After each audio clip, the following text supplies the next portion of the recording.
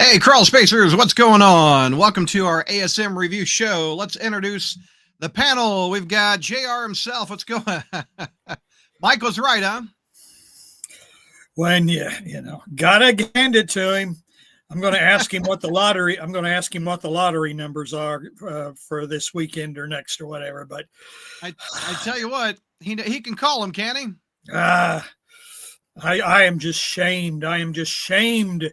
In the glow of his prognostication skills. Woof, woof. Before we get to him, let's say hi to Christina. I should have worn one too. Yeah. Well, I am wearing one too. No, I'm just kidding. What's going on, Christina? Oh, not much. It's a little warm today, so. All right. Well, we have the man. What, JR, who predicted the future? What was his name again? Nostradamus. Nostradamus himself, aka Mike McNulty. What's going on, Mike? Hello, guys. And yes, as you can see in the bottom there, might as well just put that in the title for this week's podcast. For those who are listening, you know what's sad? He stapled that to his head. He doesn't have tape. He's got staples. He's so dedicated to Mike. Yeah. Well, I figure the pain is punishment for not figuring out before Mike. So yeah. So what is it? I'm like penance. Penance is Iron Maiden or whatever. Oh yeah.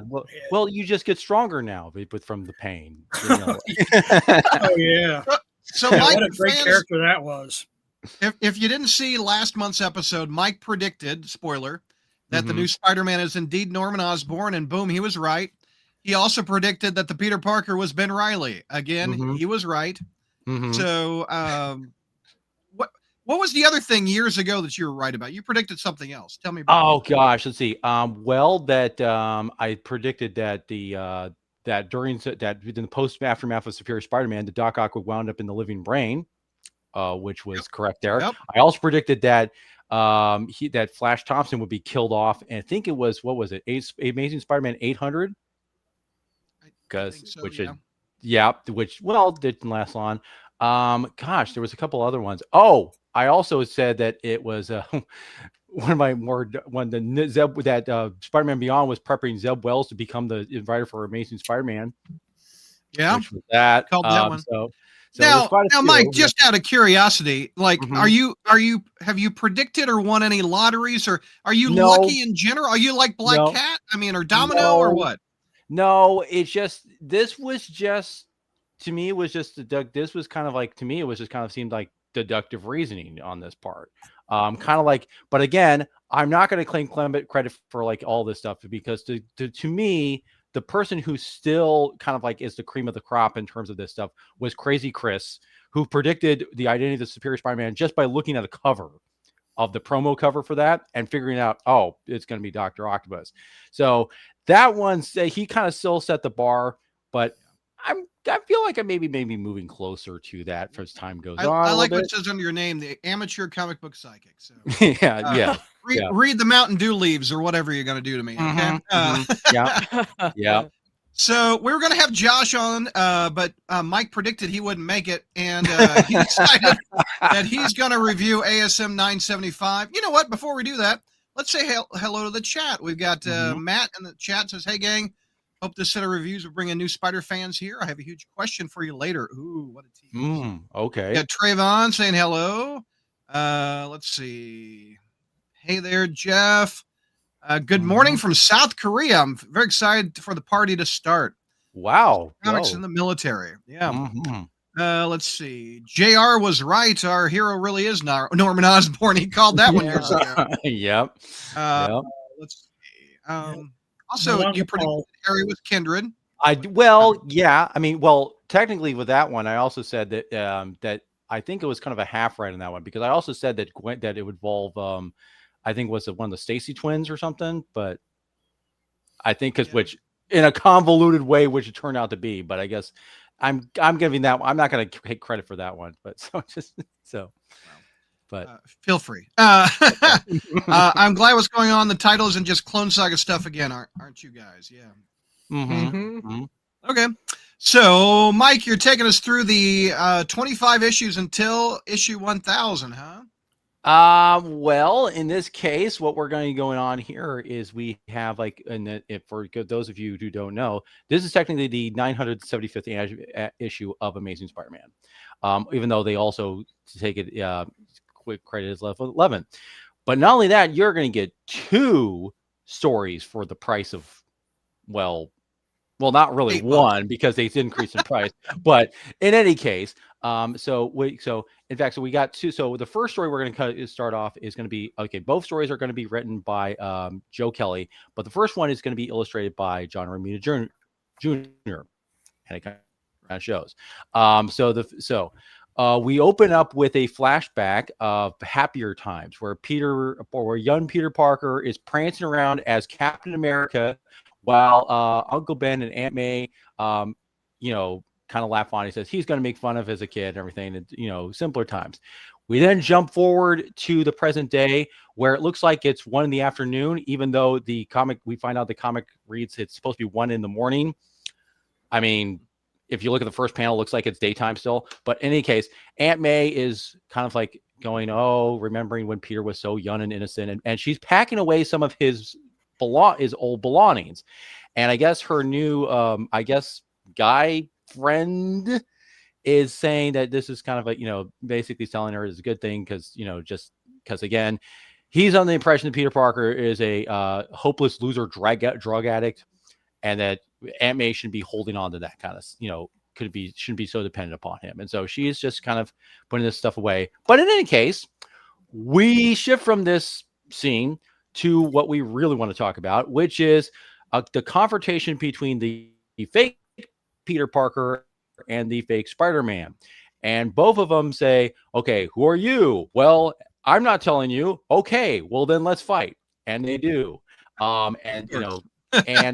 And so doing the fake Spider-Man kind of realizes, okay, the fake Spider-Man is that he's basically, the costume is not just kind of helping him gives him certain powers like wall crawling. It's also trying to hide his body shape.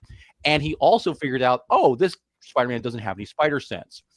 But this fake Spider-Man is also super strong because he throws the fake Peter into a chimney.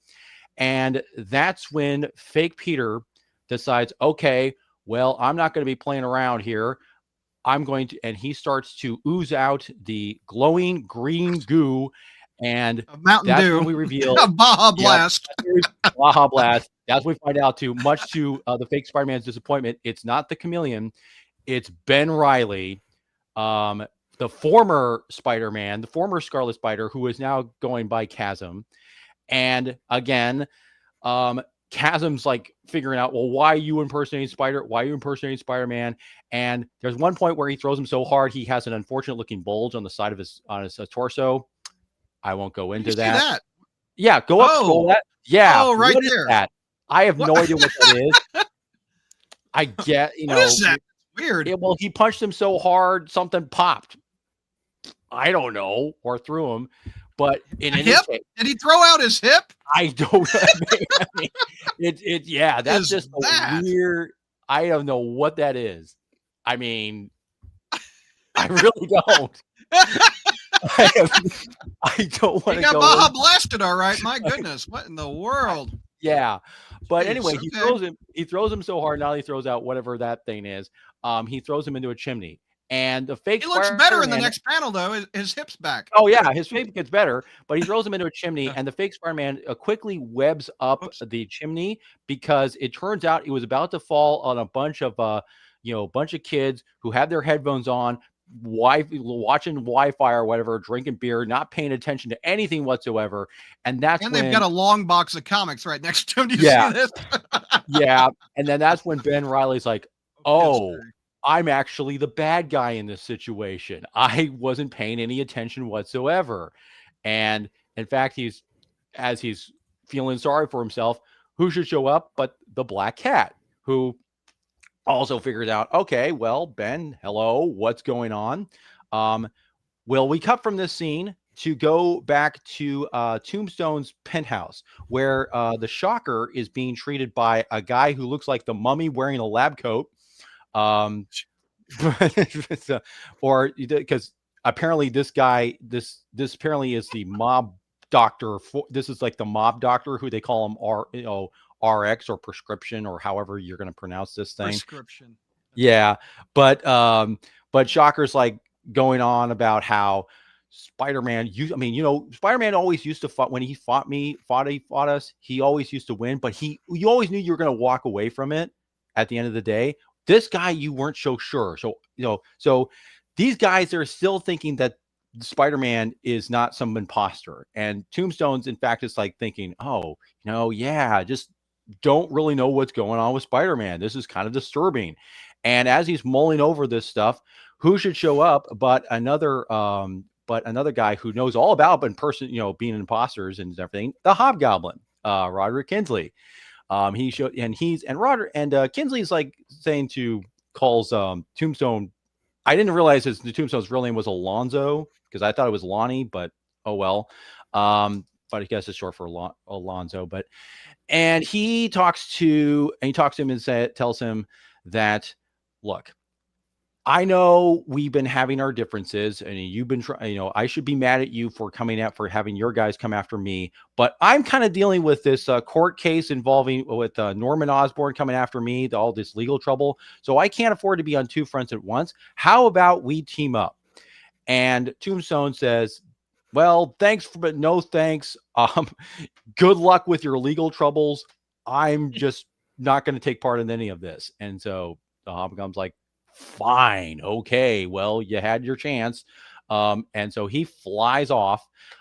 Then we decide to go to a bar because apparently Ben and Felicia, even though they met on the rooftop, decided to meet up later at this place. And so Ben is basically, and of course, if there was any obvious that this was not Peter Parker, he's drinking a beer. And so Felicia's just wondering to know, okay, what's going on? Why and what happened to Peter Parker? And then Ben's telling him, okay, let just reassure you that I know that Peter Parker is alive. And the reason why I can feel this is because he describes it as some kind of clone sense, or the thing is, it goes in this weird thing where apparently that when Peter Parker kept dying in 8 Deaths of Spider-Man, Ben Reilly could sense that with his spider sense. Like it left some kind of big hole in, like he calls it like a void that happened every time, Peter Parker died. And every time he came back, that void was filled. So he knows that Peter is still alive. But he doesn't know where he is. And as Felicia's trying to get answers about why is Ben if Ben is just kind of like filling in for Peter when he's away, then why is he not Spider-Man? And then who should walk in but Ben's squeeze Janine, the former Hallows Eve. And so they're meeting up and they decide, okay, well, we're going to just go ahead and depart. And then before Ben leaves, he tells Felicia, now the question you shouldn't be asking is then where is Peter, but why doesn't he want to come back? And so, and then he just walks off and apparently stiffs Felicia with the bill, even though Felicia said she would pay for it, but whatever. And as this is happening, we get kind of a montage. We get 2 side-by-side things of the fake Spider-Man going into his, I guess, apartment or pad, if you will, while Aunt May is putting away Peter's, clothes or hanging stuff back up to the wall, still having faith in Peter. And then we see the fake Spider-Man unmask to reveal himself as JR's hero, Norman Osborn, and Norman saying that he is going to honor Peter's legacy by being Spider-Man. And while he's sitting there, he is being observed by some guy who looks like a reject from one of the Spawn comics, who's Who is this dude? who we don't know, but all we know is he says sic tempor monstrum.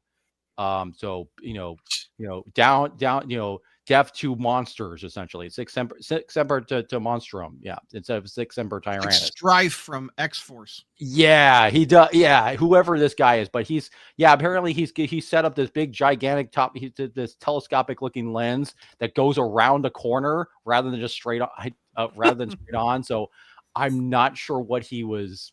Again, guess this guy had plenty of times on his hands to just set up a telescopic sky instead of just going normal. The ultimate peeping Tom. Yes, this probably isn't Kane around the corner. Oh, yeah. Oh, it's Kane. It's Kane from the future. Kane, there you go. Oh God. He's probably got Kane watching. I know. Yeah. Yeah. Well, so the question is, what happened to Peter Parker? Well, now we get into the news, the second story, which is who is still written by Joe Kelly, but illustrated by Pepe Larraz. And you can tell it's written by Pepe Larraz because the art looks really, really gorgeous. And we get some gorgeous montages of Peter basically trying to survive on an alien planet where he basically smashes a bunch of rats and eats them, and also basically upchucks said rats or poisonous plants that he, as he's trying to survive. And he's apparently been on this world for several weeks, until at one point, and apparently with the presumption that he was told to get stronger. So somehow when he was fighting Hellgate, he got sent to this world. And then as he's pretty much exhausted, this weird, mysterious being who I guess was who was also associated with Hellgate appears and essentially tells him, "Oh, you're not done yet, Prince of Steel Silk, because I'm going to teleport you somewhere else." So he got 25 more issues till 1,000. Yeah. Yes. And where he gets teleported, we can go a few more weeks later where he finds himself on a spaceship, palling around with an alien scientist, and things are pretty good with these two. Dr. Starblood is this guy's name. And he's and apparently Dr. Starblood's wearing what basically is wearing the kind of a special suit for, which I'm sure was not going to come up later. But mainly these things is they kind of have Peter and Dr. Starblood have this rapport now, because I guess they've been kind of, colleagues on this sort of research federal, and they're kind of getting along. And Peter's not, and the whole thing is that they don't really kind of like ask each other's, questions about themselves and everything, but they have like a mutual, partnership, friendship and partnership.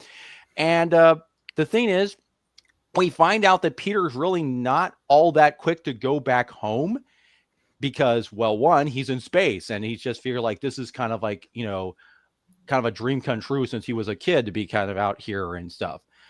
Second, we also find out that he can't really even if he wanted to get back to Earth, we are reminded that Marvel and Jonathan Hickman are in the middle of Imperium, and apparently which is involving a big galactic war, which is preventing people from actually traveling easily through different places, including to Earth. So as the time being that they're, so they're just kind of chilling around. And at one point, Dr. Starblood basically says to Peter, "Hey, can you get something for me and everything for part of research for and so forth?" And Peter goes, "Oh, sure. Yeah." And as he's wandering around the ship, Peter happens to stumble into a cargo hold where he sees a bunch of alien captives, which freaks him out. And then who should be behind him but Dr. Starblood, who's kind of surprised, like, "Oh, yeah, you weren't supposed to find this." And then Peter, lashes out to let these guys out, and that's where we find out that Dr. Starblood is not very much is not a really nice guy. In fact, he kind of saw Peter as not as a captive, but more of like a pet.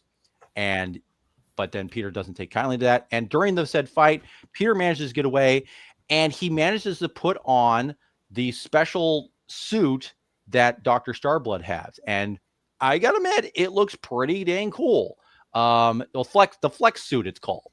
And he starts doing, and then Peter starts doing kind of Spider-Man stuff, like, kind of shooting webs, but they're kind of not really. But, and also you could say it has a lot, it's kind of has very similar, symbiote kind of properties, you should say, although it's Or not. it looks like Warlock from the new. It is, yeah. It's definitely kind of like Phalanx Warlock related so which kind of fits because there's with this very much so. But in any case, Spidey beats the living snot out of Dr. Snarblood, and after he does that, the captives are all released, and one of whom is revealed to be Rocket Raccoon, and the other is revealed to be that Symbi guy, who I guess we don't find out his name, but yeah, it's this old mini symbiote dude, and a bunch of other little alien captives.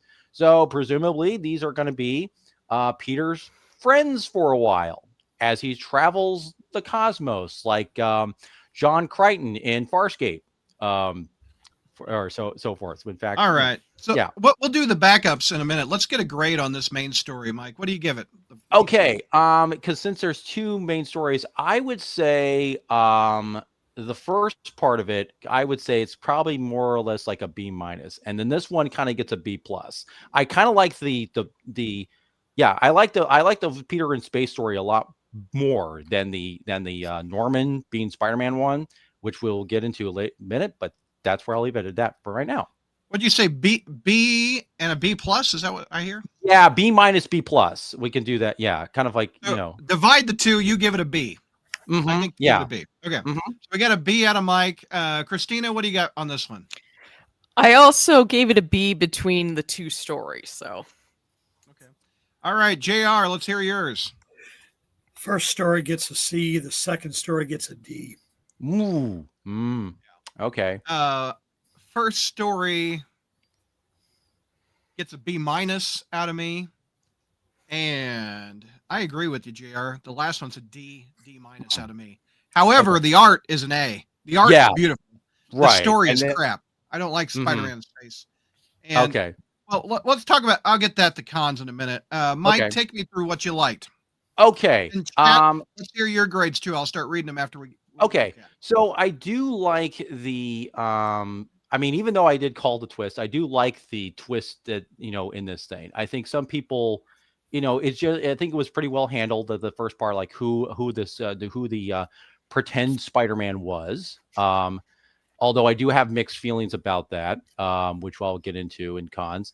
But as far as Peter being in space goes, we know he's not going to be in space for a long period of time. So this is kind of a little bit, getting him a little bit out of the, fresh, kind of like getting him like, out of the water, fish out of water kind of stories and everything like this. We know it's, he's there long enough to grow a beard and get starved. Sure. So that's got to be at least a month or two. Oh yeah, very much so. And I think it's but I think it's definitely going to be. I imagine it's probably going to be going the way they're going to do this is since they're going to go between the two, like the one with Spider Norman on Earth and then Peter in space. It's going to be they're going to do it like every other 2 weeks or so the way because they're still going to do that twice a month scheduling. But I think a lot of the big selling point for me was that if definitely Pepper Laws on the artwork for the second half of this, I think it really stands out. I really like the level of detail that he put into it, and especially with the even though that kind of like that warlock looking suit that he's now got on. I mean, it definitely has like it's different. It has there's a vibrancy there that I think that the John Romita Jr. part kind of lacked. But so I'm kind of curious as to see where the Spider-Man space stuff is eventually goes. But yeah, I don't expect it to be like, again, we know it's going to be temporary and everything like this. So I'd say just probably, just kind of wait to see. I'm the complete opposite of you. I could care less about Spider-Man in space. I do like the idea of Norman under the mask. However, let me just get to the cons for me personally. Okay. Yeah. Mary Jane spent several months in space or wherever she was in a very similar setup. Yes. Months went by. Mhm. Dr. Octopus has put on Spider-Man's face before. This Mhm. just seems like such a retread out Yes, of both of these that stories. is A that and and B. that Mhm. yeah, and that is my biggest con with Yeah. this thing is like the Norman, because the Norman becoming Spider-Man is definitely feels like something like we've already seen this with Superior Spider-Man. And it's essentially it feels like it just like feels like a retread.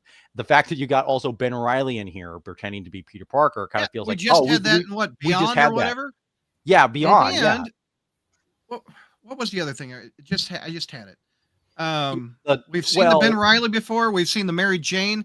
Him fast forward. Oh, and yeah. we just had Spider-Man become Norman Yes. within the last year or Mhm. two. So we've Yep. Mhm. done this dance Right. several times. You can However, I even liked the idea of Norman in the mask for a little bit, even Mhm. though it seems so repetitive. Sure. Yeah, and I Mhm. agree. I think that's to me, like I agree with you on that part. I think that's the biggest drawback with this whole thing is because while you could say it shakes things up a little bit, the way it shakes things up, it's like Is it? It shakes it up to the same meal we had before. yes, exactly. And even you can even argue with the flex suit. Yeah, it's not a symbiote, but it might as well be because it certainly acts like it. Um, because And can we not see this guy with this super suit? Give yeah. me my super suit, and The I can super beat Hellgate in this super suit. Oh I yeah, mean, yeah, please don't yeah. make issue 1000 him fighting Hellgate No, in what this I think super suit. what My they're God. probably go what they're probably gonna do, and even sounds like to me, it seems like it to me Oh No, no, God. what it is. Hold on, internet. Oh, okay. Hold All on, right. internet. Okay. The way I Here think it they're setting comes. this Here it I think comes. with the way I think they're gonna set this up is they're gonna have, you know, Spider-Man versus Spider-Man. In this case, Peter Parker versus Norman Osborn. But since they're gonna be both Spider-Man, that's what I think they're gonna be leading to as issue 1000 is because I think clearly what they're setting up here is Norman Osborn by being Spider-Man, trying to live up to Peter's legacy, is going to start losing it and become, losing his marbles again. And then Peter, when he gets back to Earth, is going to have to reclaim the mantle of Spider-Man from Norman. So it's going to be like, yeah, if you're thinking, wait, doesn't this sound like what happened in Nightfall?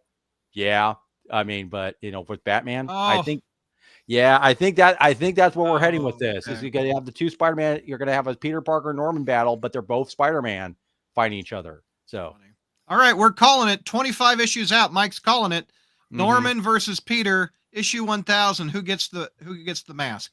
Who gets the mask? Yeah. JR, you like that prediction? I mean, he's right 90% of the time, it seems.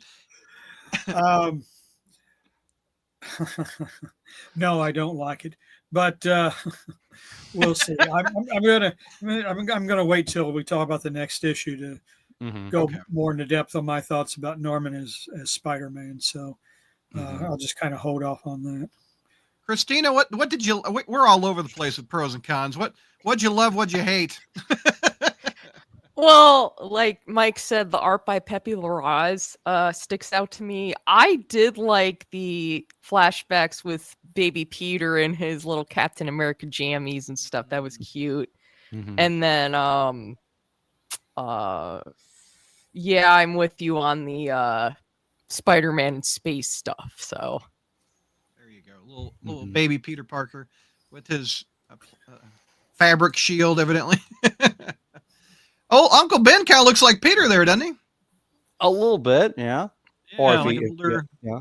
Wouldn't Mhm. be a surprise. I mean, he looks like his, Richard Parker. So His brother, yeah.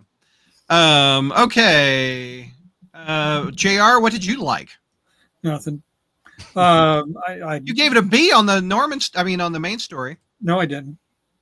I gave it Oh, a he gave C. it a C. He gave it a C on I the apologize. yeah, he gave it a C on the Norman What's your stuff. thought? Well, you said you're going to save it to the Yeah, next issue. I'm going to say I'm going to save that.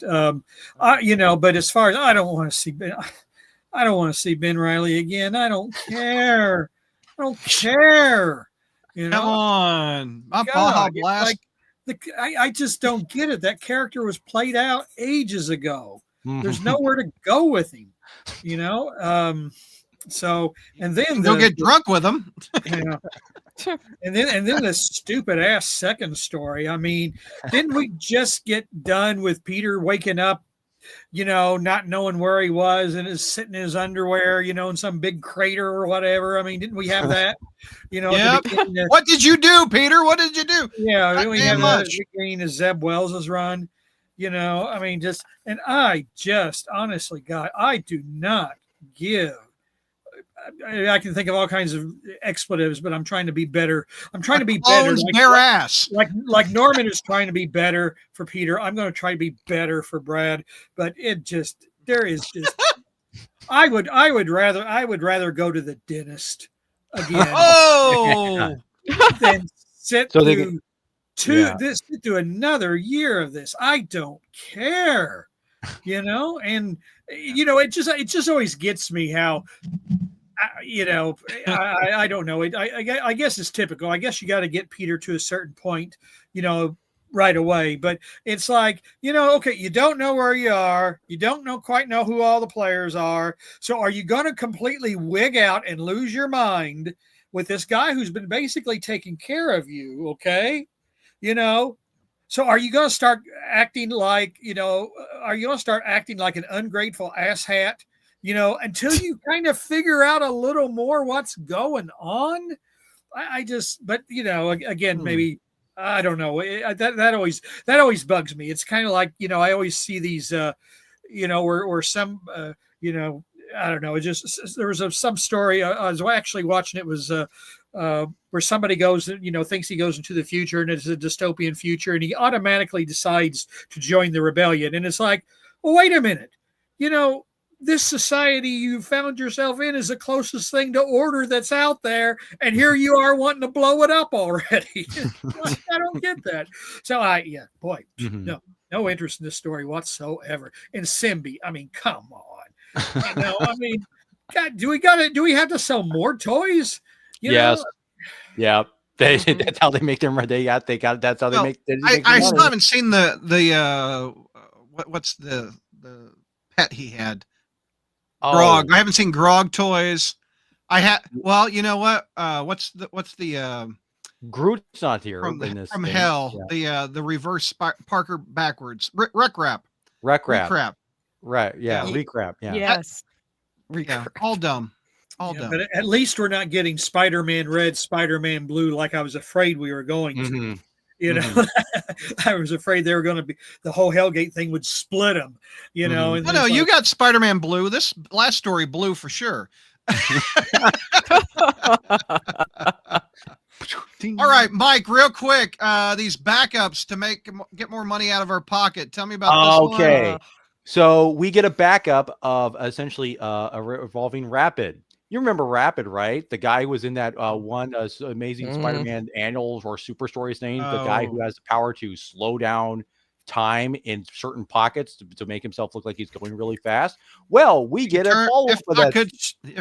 We get a follow-up. Share villain. If I could turn back time. Yes. Well, we get a follow-up story with that. And yes, his father is still hospitalized, dying for cancer. He's still trying to use his powers to try to slow down the progression of that. Then you got, but apparently we find out somehow that I guess because this is turned in the interim period where Spider-Man was missing, and so he decides, well, I'm going to basically don the costume of Rapid again, and he ends up fighting Boomerang, and cleaning and basically. Was this guy Boomerang in that Amazing Spider-Man special that Kevin Smith had?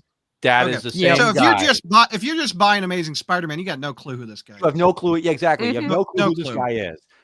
So it's essentially, but I guess they're still trying to make this Rapid a thing, just like they're trying to make Captain Pottery Man or whatever that guy's name is in the last couple issues. This thing too. So, what's your grade on this one, Mike? I give this about a C- or something. I didn't really care about this one and everything, and it's just like because I'm like, I didn't either. Yeah, and then we get this other backup involving. I think it's like a little cutesy little thing about Spider-Man. He's eating his own webs. Mayonnaise or whatever the hell this is. Yeah, involving something. Yeah, I mean the webs are a condiment. Apparently so. Yeah, they have nutritional value. What the hell? Yeah, they have nutritional.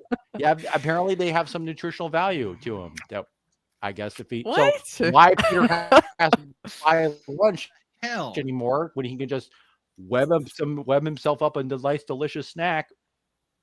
Okay. It looks like that But yeah, that cheese I that agree you with get. the Ben You know, Graham. that string Butter cheese. Wolf String development. cheese. Yeah, the string cheese. Yep.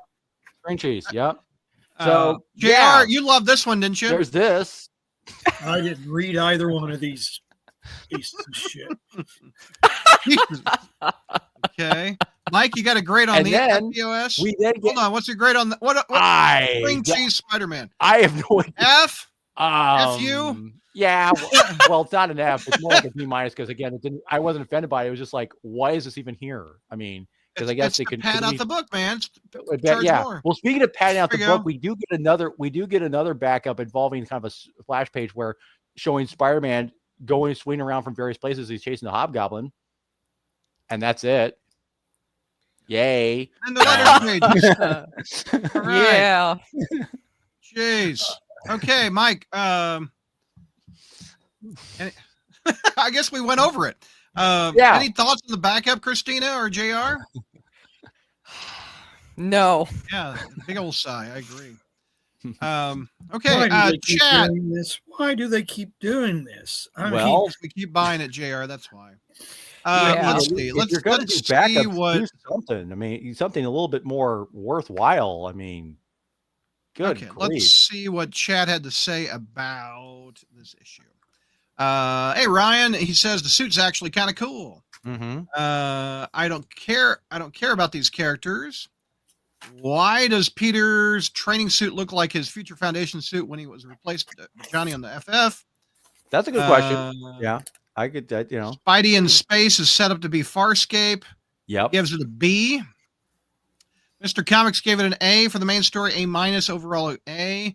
Mhm. Tevye is on the complete opposite end with an F because I hate Norman Osborn. Ooh, he's on the list. As Spider-Man. Okay. As Spider-Man. Yeah. Such a terrible idea. Yeah. Makes no sense to me. The space story is a C, mainly because Peter's still being a hero in space isn't interesting. Jeff gives it a B for the first, C minus for the second. Josh wishes he could be here. He's going to be on the Patreon party coming up next. Jeff is with me 100% on my cons. Mm-hmm. Let's see. I wouldn't call the flex suit a symbiote suit, more like an AI nanotech suit. Yeah, but here's the thing, Mr. Comics. I mean, if this is kind of like similar to a Warlock from the X-Men comics, so it's part of the Phalanx, right? That means it's kind of like it's still kind of yeah, you're right. It is like an intelligence, and it's essentially it's still shape shifting, although it's not a symbiote. But it's still a shape shifting intelligent suit, shall we say? Because, and yeah, we know this is going to be kind of like tied to that because I think we've seen covers of this thing morphing to have like a person. To that idea, Tevye says, "Screw that awful idea." Well, again. It's not a symbiote, but it feels kind of derivative, just like, Norman Osborn isn't the superior Spider-Man, but it feels kind of derivative. So that's the Zach thing. says the Norman story has some meat on it. I would agree. That's the only part I'm interested in. It looks like every other month once a month I'm going to be interested in the story, and the other one I'm not going to be. Jeff says, I hope MJ finds out that Ben's impersonating Peter, either on her own or from Felicia. Ryan says, yes, Norman losing his mind as being his worst enemy makes sense, and Ben is going to screw over Peter's job, and basically Aunt May is going to tell her new squeeze that Peter's basically her son. So yeah. By the way, can Aunt May have just a friend? I mean, does that have to be a romantic interest? By age 70 or 80, are we looking to date? Maybe we are. I don't know. And we're presuming this guy. We're presuming he's her new boyfriend, although he's certainly kind of acting like it in some ways. But I mean, doesn't seem natural though. Yeah. No, because again, they're trying to create this, they're trying to create this story of this conflict thing about that. Again, it's another one of Aunt May's, boyfriends who thinks Peter is a loser. Kind of like what happened, and feels like, that Aunt May, you shouldn't be coddling Peter so much because because he doesn't seem to respect you and blah blah blah. And so, And back to my point, it's been done. Nathan Lubinsky did that in the 80s. Didn't John Jameson say he's kind of a loser too? Yeah, kind of. We got this sort of that, and again, this goes back to the derivative of the Superior Spider-Man, because that's how he was reacting toward Peter when Doc Ock was pretending to be that. So, and maybe now it's because we've been reading these books too damn long that we're seeing the stories over. Yeah, maybe that's the problem. Maybe we're the problem, JR. No, I don't think so. I don't know. Yes and no. Mm-hmm. Yes and no. I think considering some of us are going on 40 and 50 years reading this, we probably have to get face the fact that there's going to be some repetition. But some things it's too early to be repetitive. I mean, like this whole absolutely. This is this thing with Peter going into space, or like I said, it was just a few years. It wasn't very long ago where he woke up in his underwear in another crater, and and also like he was some kind of chosen thing during the 8 deaths, and and really, even although Superior Spider-Man it's been about 12 years, 11, 12 years. I mean, it's still not. That's not. I would say that's still relatively close. I mean, if it was 25 years ago, but I mean, it's still within, presuming, not counting us old people who just keep reading and reading and reading. That's kind of still within a time frame of somebody who might read it as a kid and then give it up later. So. Yeah, it's too soon to be repeating some of these beats. Yes, you can even argue, say that it's not just even with Superior Spider-Man, we're having Spider-Man being replaced by somebody. Spider-Man Beyond did kind of it with that whole with the Ben Reilly thing not too long ago either. So it's still going to be. I think that's part of the too. Is like, if we didn't have those stories, maybe this would be kind of unique, but since we did, and because it's still relatively fresh in people's minds, particularly Superior Spider-Man, that's what kind of holds this. That's what holds this one back in a lot of ways. So, and we can even go repetitive again. We've been chasing the black suit for a long time too, since '84. Ooh, Spider-Man's got a new suit. Ooh, Spider-Man's got a new suit. Ooh, Spider-Man's got a new suit. Just how many times can you do that beat? Yeah, I mean. He has a new action figure. Technically, I understand why they do it. Technically, you got 2 new Spider-Man suits, because you got the Norman Spider-Man suit with those little, bracelets and anklets on there. Plus, you got this the flex suit one. So you got 2. There's 2 right there. So yeah. I bet the latter. Right. I bet the flex suit shows up as a Funko before too long. Yeah. JR, they're sculpting it now. All right, JR, you've got this next issue, ASM 976. All right. With all your favorites on the cover, JR. Count them all. Yeah. Yeah. But I was able to get the mask variant this time around. So it's like, in fact, I copied it so I could cut it out and, be the Green Goblin. I mean, it's like, of course, I didn't obey the first, it says here, ask an adult for help. Well, I didn't, I didn't do that. So, and I didn't cut along the lines, but it's like, hi, you're the Green Goblin. Yay. So I don't know. Aren't those drawn kind of like in the spirit of the Ben Cooper costumes? Yeah. I was going to say I'm just about as mentally challenged as Peter was acting in that first story, when it in his Captain America jammies. All right, boys and girls. Start on a podcast. Look at this, JR. We're on a podcast. Yeah, well, it's Hermes Crenshaw, who I guess, this guy, when we first met Hellgate, we first met this guy and was wondering what the heck this was going to lead into. I still don't know what it's going to lead into, but he's on a podcast with our old buddy J. Jonah Jameson, and he gives us I was going to say probably a half-right theory. He says basically Hellgate hit Spider-Man so hard that he switched places with this other guy who's a bit more violent.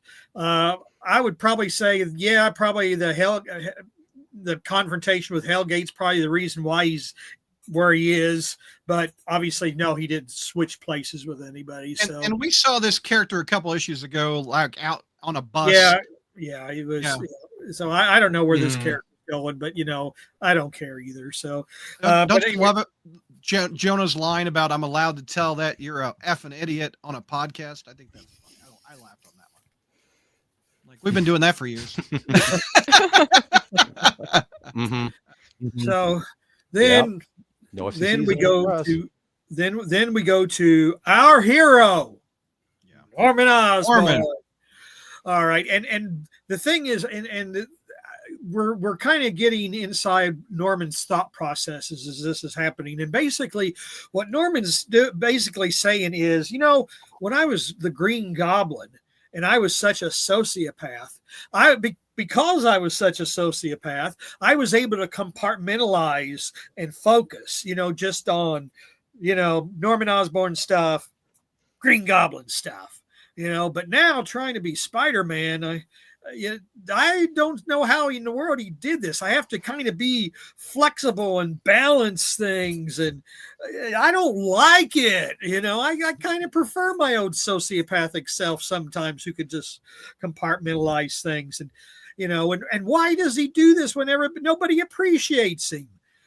So he's kind of getting into, he's getting a little taste for what Peter has gone through, and just saying, I don't know why he did it. I don't know how he did it, but I'm trying to make it up to him. So I guess I'll stick with it. So, and of course he has to, it's funny though. He falls on his back because his sticky things run out of battery power. And he says, well, I need to schedule a chiropractic appointment. I'm thinking, wait a minute. Didn't the Goblin formula repair your heart after you took a Goblin glider in the chest? Why the heck? Why are you imitating Tobey Maguire? My back. I just thought it was funny. Again, we've been reading too long. Yeah, but I mean, the guy tore a hole in his heart and it fixed that, and here he is. It's like he's got to go to see a chiropractor for a back problem. Oh, well, whatever. You know what? He busted his hip last week. In the last issue, by whatever that was. Yeah. So now we're going to Rand without Danny, I like to call it. There you go. And and Ben Reilly is as disinterested in what's going on here as I am. We are. As we are. He's the friend who we never met in 62 years, is here, and he's all, excited about the project. And Ben is just kind of, oh yeah, okay. I'm, just can't, he likes the job, but he's just not feeling it. He just, he says it's the best job I've ever had, but I just, I just feel like I should be doing something else. And, the buddy says, hey, you ain't going to stiff me like, you ain't going to leave me hanging like a pinker, whatever it was. But it's just a reference to some incident. I don't know if we've seen it or not. I mean, I think so. In one of those flashback things, I think it was that like in the first couple issues that there was some kind of, it was, but yeah, it was, it's kind of a thing between Peter and, the friend we never met before. Yeah. But that. Yeah. Let's get to the good parts. What's Norman and Kingsley? So this, anyways, this is the first clue that maybe the new friend or whatever is starting to ask some questions about what's going on with this guy.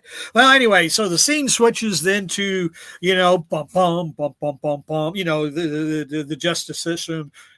How does it start? How does it start out? Whatever. Law and Order. Anyway, so Kingsley's gotten off. He's gotten off for the Aqua-Cola or whatever the hell Coca-Cola tainting thing that he did. And Osborn's there just stewing. And congratulations, Kingsley, and suck it, Norman. And he says, Norman, ever since you stopped being the Green Goblin, you've lost your edge. Why don't you just go crawl in some hole and die? Yeah, and of course, there you go, JR. There you go. Thank you. I'm your teleprompter, my friend. Thank you. I couldn't think of it because it's like if any of you watch Law and Order any length of time, you always have a scene with them coming down the stairs. I want to hear you say it in the criminal justice system. In the criminal justice system, people are represented by two separate yet equally important groups: the police, who investigate crime, and the district attorneys, who prosecute the offenders. These are their stories. Bum, bum, bum, bum. So You're welcome. So Norman says, "Oh, by the way, you know, have you been trying to kill me lately? Did you send some guy out to kill me?" And Kingsley said, "Norman, no, I would do that myself." You know, so and of course, you know, we got guy with the hoodie, you know, saying, "Oh, hey, cool, maybe we'll get somebody else to play the game or whatever." And not a hoodie and clones together. Wait a minute. Does that look like a new Ben Reilly suit? No, I think I know. Would that be a Ben Reilly suit? I think I've seen somebody have a guess of what these guys could be. And you're not gonna. Okay, go ahead, Mike. We're all ears. Go ahead. These might be the new and improved Scryers. Remember those guys? Yeah. From that cult Gathering of the Five or something. That cult that Norman Osborn got involved with during the Clone Saga, who was those guys. Yeah, the cult like a Ben Reilly hoodie pulled up. Yeah. Oh, and I don't. Before I forget, I don't know if Heroing 2.0 is still with us, but he asked me what I thought about Kingsley's as a Hobgoblin, having wings instead of the glider. You know, he didn't like it, but we talked about that I think a few shows ago. We actually kind of like it just because it makes him distinguishes him, you know, from Norman. You know, so you know, I don't mind. Yep. I don't mind the wings. I really don't. So anyway. So we go back to our hero Norman Osborn in the Spider-Man suit, and this is the thing I like about the issue. It's kind of like what I liked about the Gold Goblin and the Red Goblin series, which, like I said, were better than they had any right to be. Is that Norman is still not, even though he's trying to be the good guy and he's not a raving lunatic, he's not well. He's still a damaged person.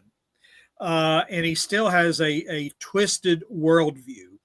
But see, this is kind of the problem what Mike was alluding to, because really, you know, in a way, it's like Doc Ock, you know. I mean, Norman is trying not to act like a complete psychopath as Spider-Man and lose control, but that was kind of what Otto was going through as well. You know, I mean, just you know, we're having they're kind of thinking alike, but anyway, and you know, referencing their past or whatever. Anyway, so of course, you know, we start to see that Norman, you know, it just burns a hole in his gut that he lost to Kingsley in the court, because Norman hates to lose, you know, and he just is. You know, he goes, I just wonder if did it bother Peter this much to lose? And Norman and why he's thinking of himself as a kid or whatever, he just hates this feeling of being weak, you know, and helpless and not able to, you know, be in control of the situation. So it just eating on him. Well, and then of course his interlude is interrupted by the D list. You know? Yeah. The D list. Can we name them all? We got Aranya, we have Spider Boy, we got Silk, and we have Miles Morales. Anyway, okay, so like you would think that, you know, because the way this story was advertised, it was like Spider-Man, you know, Spider-Man's out of control and his closest allies are going to try to talk some sense. It's like, these aren't his closest allies. Oh, come on. You know, in fact, these are too young for him to be hanging around with, except I think Silk is probably his age, I guess. He was there bitten by the same spider. But, you know, it's like, you know, it's like, I remember when Stan Lee once said that he would, you know, when the reason he created Spider-Man as a teenage superhero of his own, not a sidekick. He said, because Stan said, I would never have a teenage sidekick. People would start to talk. And, you know, so you know what? You know, why would Spider-Man hang around these guys? Anyway. Norman makes the point later that they're kids, and they want to know. Well, you're not Spider-Man, so what are you doing in that costume? And he basically says, "Well, it's a fair question, but It's none of your business. And oh, by the way, I mean, I know what I'm doing, and I know who Spider-Man really is. And so he gives the clue: wheat cakes. And I don't know if that's a code between them that because Peter's been he's either been replaced or possessed so many times. He's got to come up with a code word so people knows, oh yeah, this is the real Peter Parker. So Norman uses the wheat cakes or whatever, and Spider Boy's hey, okay, I believe it, but Aranya girl, whatever, I don't know what but is she called Spider Girl? I just call her. Yeah, she was. It was initially called Spider. They tried to do a Spider Girl with her once upon a time, and then they switched her back to Aranya. But yeah. Anyway, so Norman just I ain't got any time for you guys. He starts to walk away, and Miles, and I just really like this. Miles touches him, and Norman, I don't like to be touched. Whether you like me, Where's he say or he says when Miles he says, I have work to do. Thank you for letting me know our friend is alive, because Silk is somehow bonded to Spider-Man, as we know, so she knows he's not dead. And so Norman goes to leave, and then Miles says, hey, hold on here. And Norman, I am not accustomed to being touched with or without permission, with or without kindness. I just makes me feel gooey all the time. And he lashes out, "Don't you effing touch me!" He might as well be screaming. Yeah. So he just, and he's kind of, he's not unleashing. He scatters them like a bunch of bowling pins, just to get him out of his way. As he should. Yeah. And he thinks for a minute that, do I really want to do this? I mean, do I really want to throw down with these? And then the dumbass Spider Boy decides to lay a punch on him. And it's like, you just want to say, oh, you stupid little bastard. Shit stain. Stupid little Z-list character. And then Norman doesn't lose it, but he's had it. He says, I've been fighting spiders I've been fighting for spiders for 15 to 20 years. None of these people are a match for me. And even though he kind of gets, he doesn't have spider sense, so he can be surprised, but he manhandles them pretty well, without really even trying. I like the way he punches Silk right in the gut. He just pulls her in and just knocks the wind right out of her, and he's about to administer another blow, and then he gets webbed from behind, and the voice says, "Stop messing with my friends, or I'm going to put you in the hospital." And it's like, then Norman's like, "Uh-oh, I recognize that voice."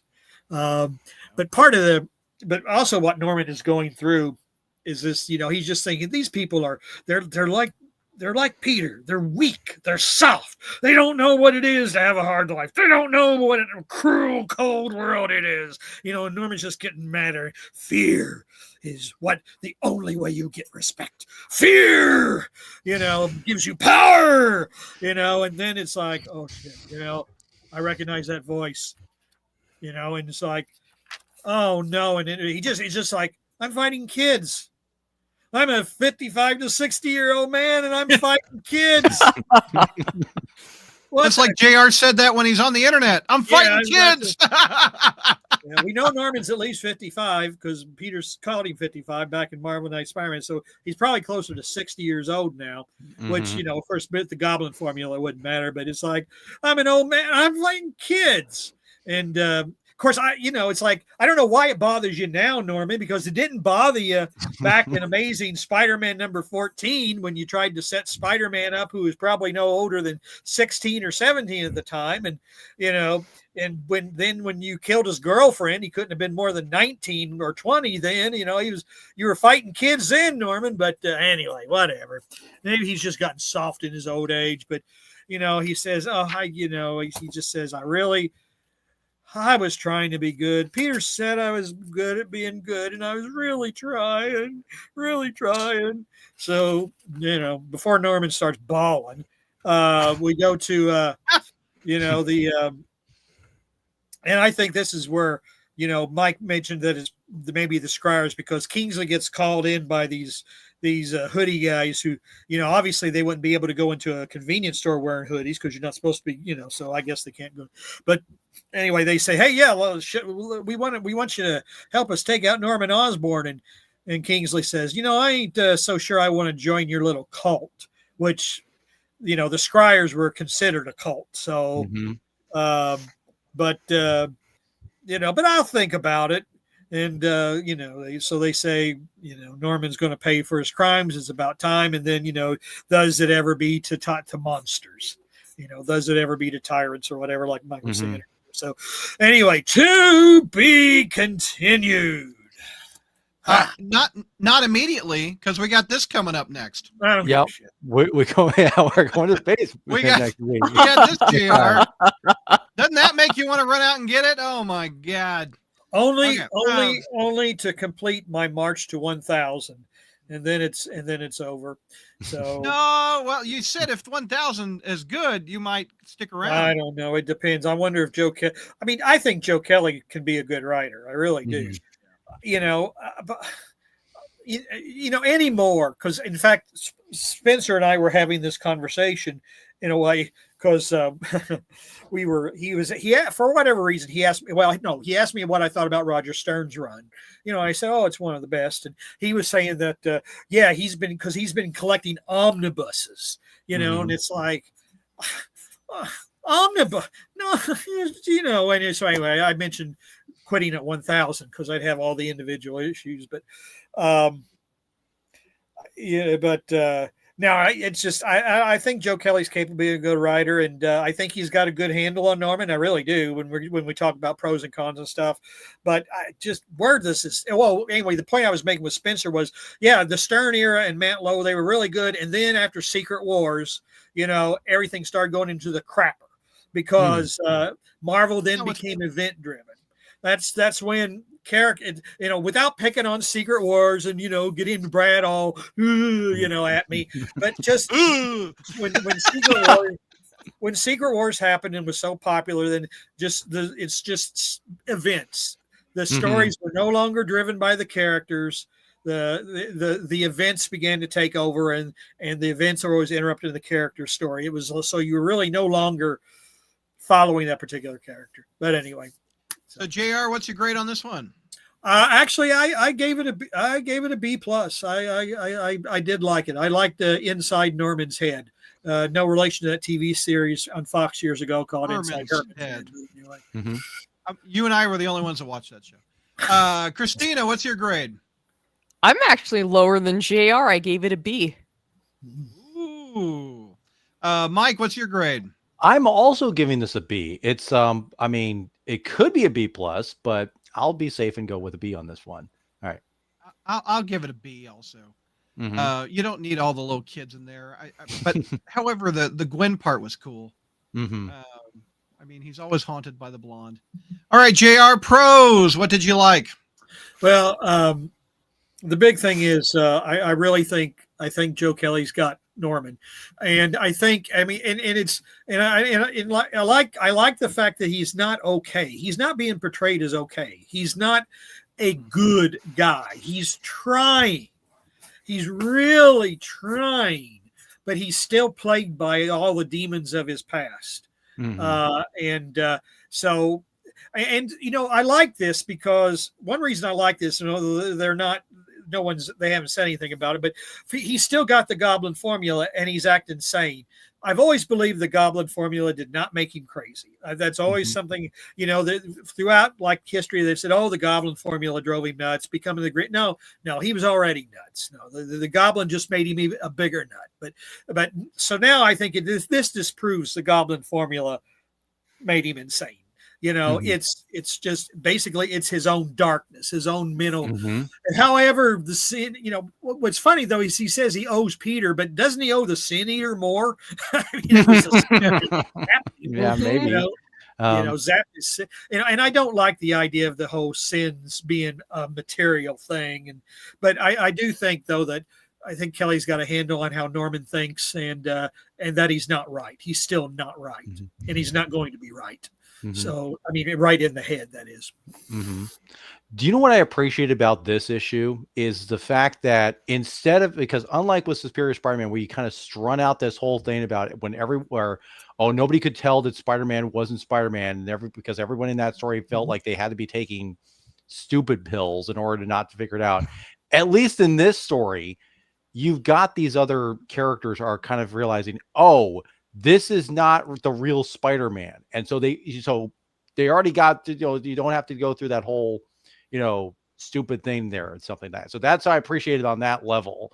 That it's not trying to strain out that whole thing about, oh, is this the, in certain respects. And I do agree with you, JR. I think what really carries this is, you're getting insight into Norman Osborn's psyche here and his state of mind, and how, yes, it's making because again, it makes your case here that Norman was always had sociopathy, and he was always mentally disturbed. And it's not, and that's one of the things I didn't really like about that whole thing with the sins manifesting and everything like this. And suddenly, just because it's like, that wouldn't necessarily make him good. I mean, there'll still be that darkness lingering there. And you'd see that here, especially when he gets into this fight with the other spider people, and that he is almost, in a way, going back to his old self until he has that encounter until Spider-Gwen shows up, and he kind of realizes, has that kind of epiphany there. So I think we kind of are going to see more of that going on here, where the more Norman falls into this role of trying to become Spider-Man, the more he's going to relapse, and it's going to be harder for him to try to get back out of that thing. Or it could be this point where maybe not thinking himself as the Green Goblin, but mainly, oh, that I'm Spider-Man and I should be the only Spider-Man kind of thing. Oh, who knows? But I mean, it's definitely kind of I think it's definitely, you get the sense of like that psychological complexity here with him in this. And yeah, so, So we got pros. Any more pros, JR? What do you think of? Tell us your reveal of what do you think of Norman being Peter. You said you were saving that for this episode. You like that idea? Oh, yeah, you're right. I figured you were going to go to cons, and so I was saying, but I'll go ahead. Oh, I didn't know that is a con. So I feel the same way. I'm intrigued. I mean, I always like. It's Norman's my favorite villain. And I always. The Osborn family dynamic has always kind of been interesting to me. But the thing is, it's like when we saw Norman helping Peter earlier, and like in Zeb Wells's run, it just doesn't feel earned yet.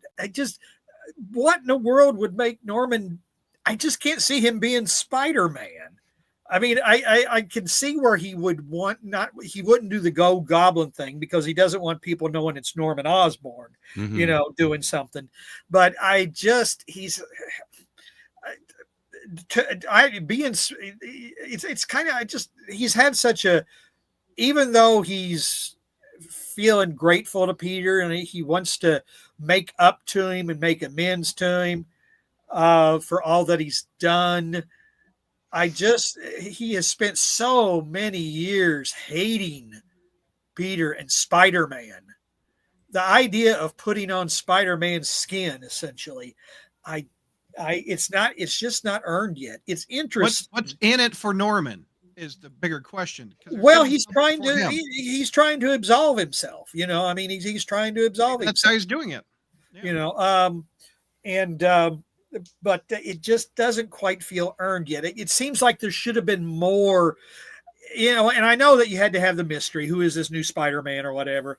Although I will say people can probably figure it out because Norman is a bigger guy. Spider-Man is kind of thin and lithe and moves around like a gymnast.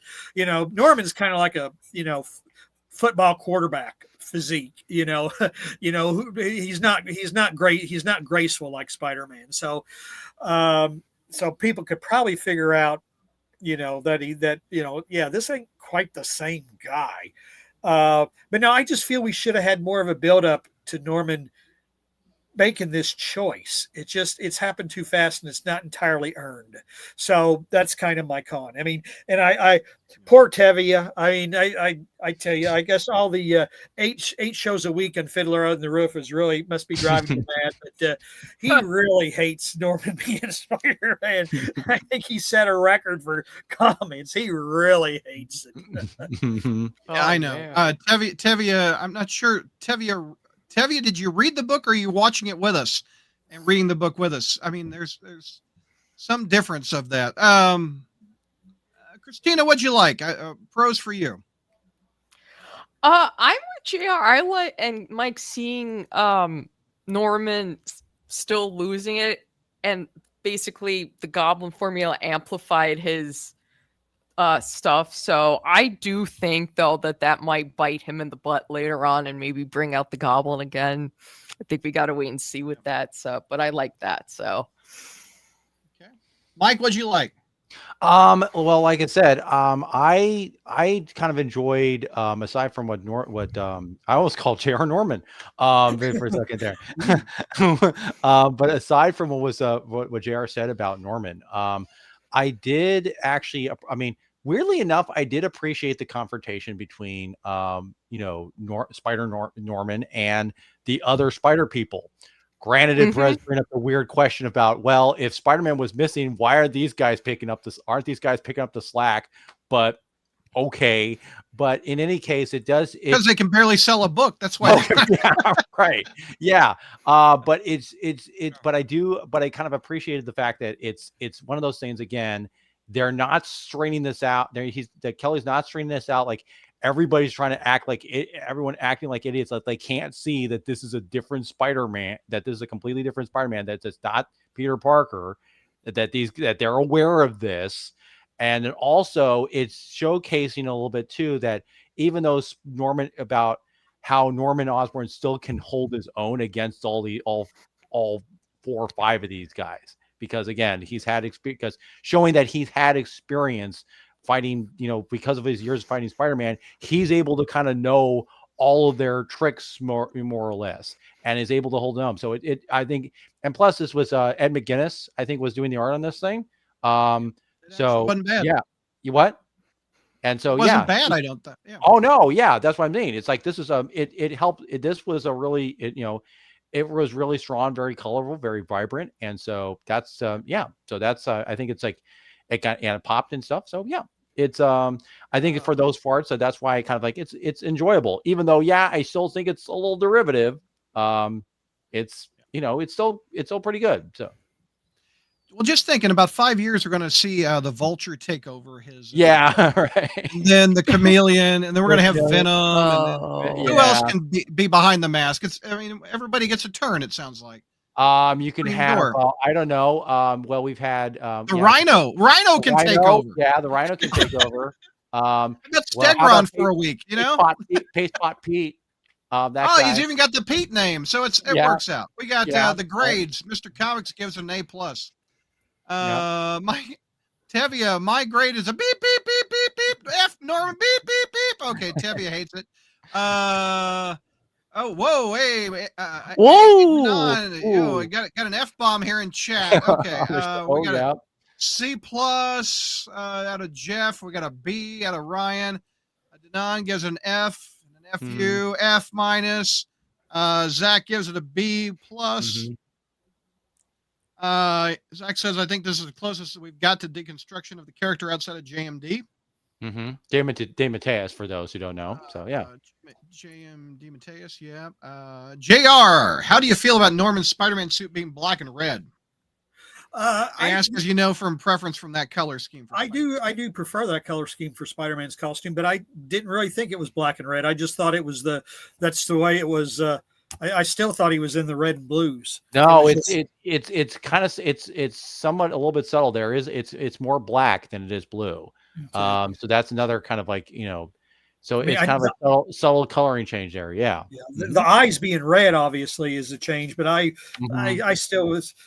but I mean, it suits Norman. I mean, yeah, I always have thought black and red was better for a Spider-Man costume than blue and red. But Zach is calling this Norman's last hunt.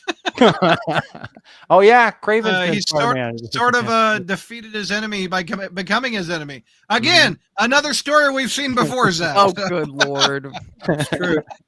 Boy, they've been taking Craven's Last Hunt for years. Okay, I have a great question. Is Norman along the lines of Peter's Joker, or is it more that Otto is more Peter's Joker? I ask because to me, the Joker, for the longest time, never revealed his identity. Well, I think Norman's is number one, and Joker's Batman's number one. Yeah, that's the thing I know is what you're getting at. But to me, it's I think it was I don't know who said it, but I think the best comparison I've ever heard was that although Dr. Octopus is Spider-Man's arch nemesis, Norman Osborn is Peter Parker's arch nemesis, if that makes sense. Yeah. So because I think even what about the burglar? What about the burglar? The burglar's the guy who, the burglar's the one who basically can be is the motivating force to why Peter becomes what he is. Kind of like the burglar, like the guy who shot Batman's parents. So it's that kind of So, but yeah. I always thought. I'm sorry. Go ahead. I was just going to say, I think Spider-Man's more an equal comparison to Superman. Because Superman and Lex Luthor are very similar to Peter Parker and Norman Osborn, I think. But they're both geniuses. Spider-Man's kind of not a dark, brooding character like Batman. So I always think Spider-Man and Superman is the amazing Michael Bailey would say. There's a lot of Spider-Man and Superman. Yep. Anyway, go ahead, JR. I'm sorry. I was about to say there is a similarity between Doc Ock and the Joker in that Dr. Octopus wants to prove he is smarter than Spider-Man, better than Spider-Man, and really doesn't care that he's Peter Parker. I mean, to be honest, I don't know why they keep having Otto forget, because I think Otto should know. I mean, he'd be dumb if he didn't, to be honest, at this stage. But I don't think, and Otto doesn't have any interest in harming Peter Parker. Well, he likes Aunt May, but he wants to beat Spider-Man, just like the Joker wants to beat Batman. The Joker doesn't care. Bruce Wayne is a non-entity to I mean, the Joker knows Batman is Bruce Wayne, but he doesn't care. Bruce Wayne is not. Bruce Wayne died in that alley that night, in the Joker's perspective, and there's just Batman. Whereas Norman, I mean, he and Peter, he really hates.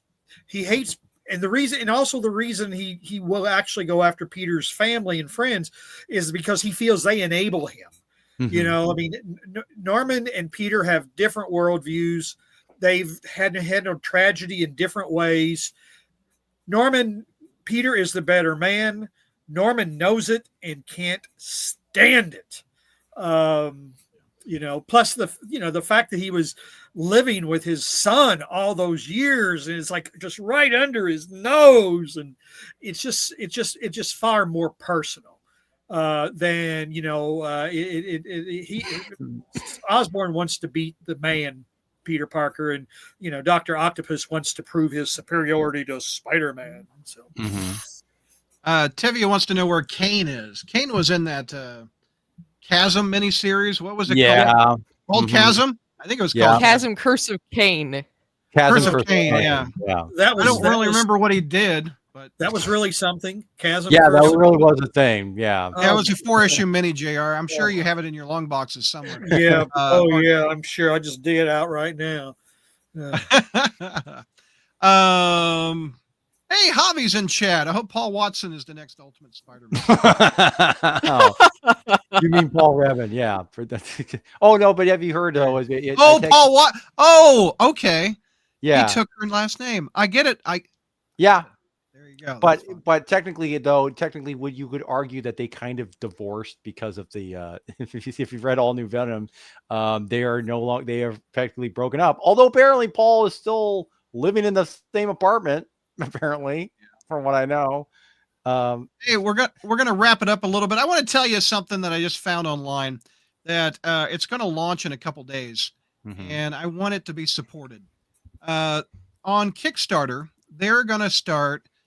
Clover Press is going to reprint the Romita. They're going to do year by year of the Spider-Man newspaper strips, and Oh, a lot of people have emailed me over the years about the hardcovers, and they got up to issue 5 and they stopped. But the people that did that, the IDW people, are going to do a Kickstarter now. Granted, these have already been in the hardcovers, but if you want to support and you want to get past, what is it, year 1984 or something, you need to go back and support this, which I'm going to do. They're in soft cover, and they have slip cases here. And if you haven't seen the art by John Romita Sr. in these were epic back in the newspaper strips. So this is going to launch pretty soon on Kickstarter, and I thought you guys should get a heads up about it. It's under Clover Press, launching soon, the classic ASM or newspaper strips. They're doing Clover Press is doing the Dick Tracy strips in a very similar format that they're going to be doing the Spider-Man. Oh, okay. And that one ends in a couple days, I think, for Dick Tracy. If you're a Dick Tracy fan, I'm not really a Dick Tracy fan, but it reminds me very much of that. So, is the Spider-Man strip still active? I don't. Nope, even. I don't think it. No, I think it's. not. You can still find it. I think you can still find like maybe because for a while they used to kind of continue it like on like you go like they had the. I think they had like a what you can find some of this these comic strips online, and for a while they were doing it, but I think they stopped entirely. They did. Yeah. Alex Savick confirmed. I would say like 2 or 3 years ago they stopped, and then they reprinted, and then they just stopped altogether. And there was a discussion of them going back and getting a new creative team or something, because it was Roy Thomas and Alex Savick doing it. And they just didn't get a new team. Also, I saw one of the perks of Kickstarter.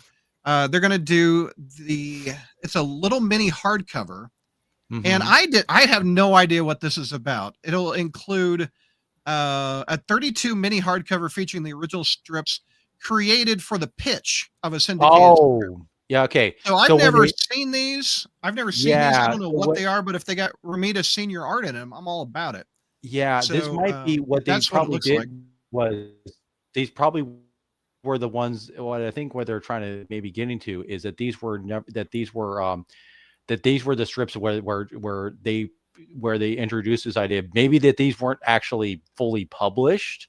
So maybe that's what they're talking about. I think this is what they took around the newspapers to say this is what it's going to look like, possibly. But that would be kind of cool. It's 11 by 8.5 horizontal, which will be kind of cool. So check that out in a few days on Kickstarter. I'll put it up on the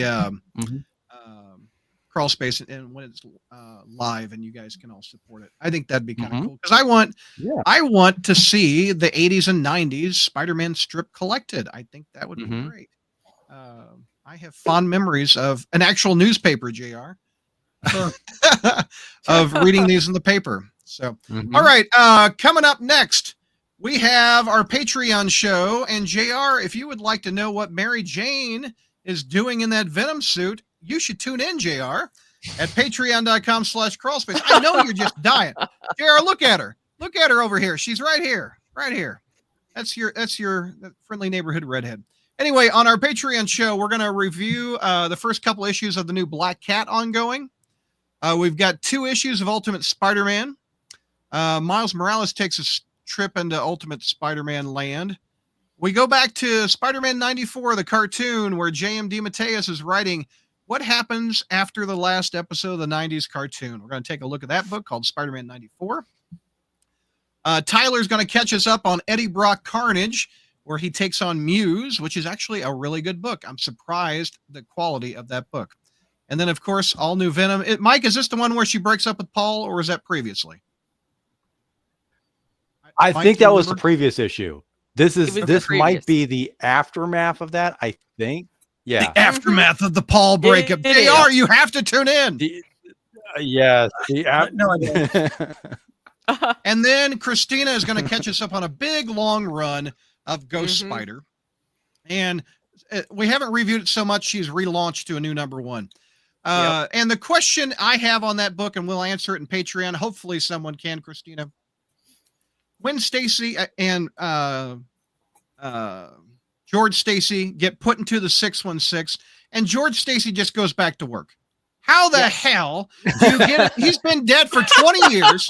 How do you go back to your job? I don't think they've been holding it for him for 20 years. In the Patreon show, we will answer the question, or we may not. We'll just discuss it. How the hell do they hold your job that damn long? Who knows? Then, and then Neil's going to catch us up on a whole ton of really bad Miles Morales books, where he on Hercules and some Spider God, and then Thor, and then man, it's rough. So those are a mixed bag. Coming up next, we'll be joined by Tyler and Kelly and Neil and Mike. Christina and I are going to stick around, and Josh is going to come on the show, and he's going to review. And Danon, the F-bombs in chat, brother. Chill, man. It's comic books. Chill. He wasn't dead. He was on a sabbatical. Okay, very good, Mr. Yeah. Tevia's just given up on comic books after this show. He's done. God, Ghost Spider is dumb. I'm out. Oh my Peace gosh. All right. Mary has a question. Mary is JR's biggest fan. Have you guys and gals gone to the theater this weekend to see the Sam Raimi trilogy they're showing? Just came back from Spider-Man 2.1 screening. Oh, I don't think they're showing that where I am though, but no, I wasn't aware it was. Oh, I am. They're showing it where I am. Had no idea. I have Spider-Man 2.1 on DVD. It's just a few extra scenes. Yeah, I did. It's worth. I don't really remember what the extra scenes are, except J. Jonah Jameson in a Spider-Man costume. Yeah. So yeah. Yes, I know that Spencer, like when they released the first 3 movies. Well, actually, the 5 of them, they all, they were playing in theaters up in Michigan, but they weren't around here, where I live in Northeast Ohio. So, I had no idea this was out. Yep. All right, everybody, that is our stream. We will be back on Patreon in just a few minutes. We will see you soon.